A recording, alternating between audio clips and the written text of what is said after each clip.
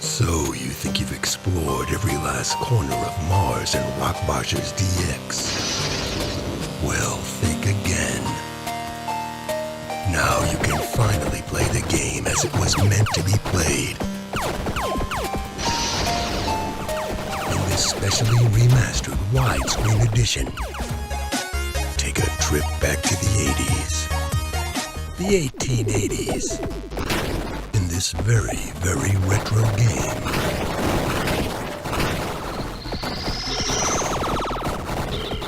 Fight monsters, collect snacks, and try to find a way back to Earth.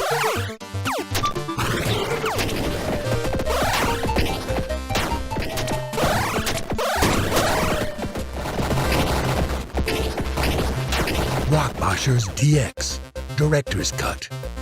Queen Victoria's come to Mars to kick ass and drink tea. And she's all out of tea.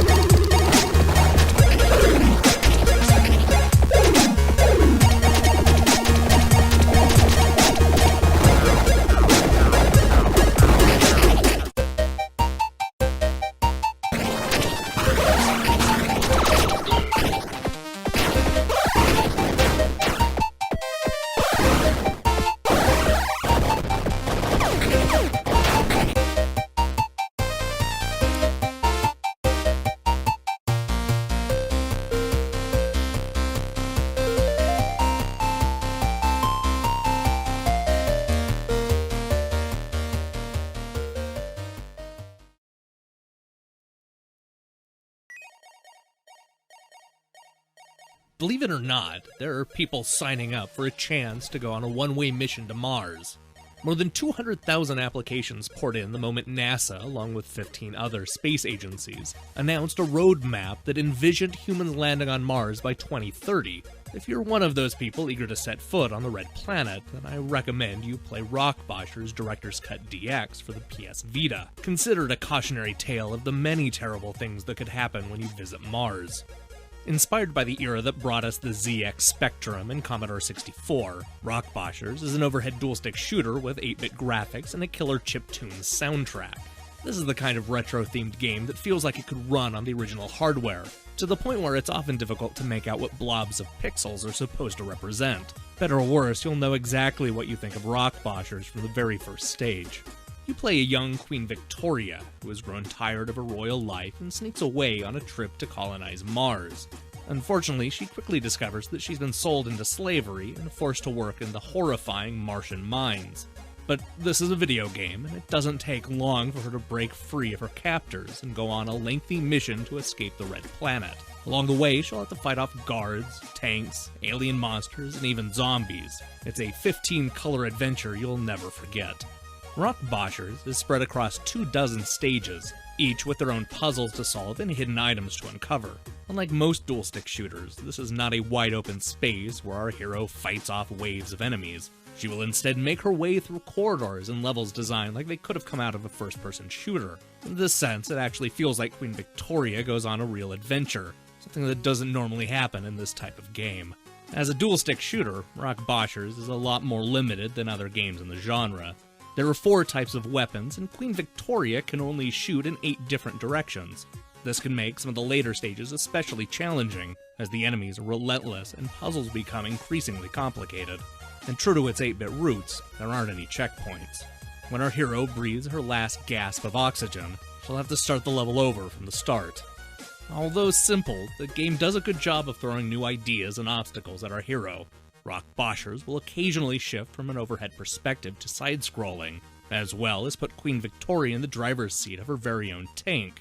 There's even a stage that evokes the fun of a classic space shoot-'em-up.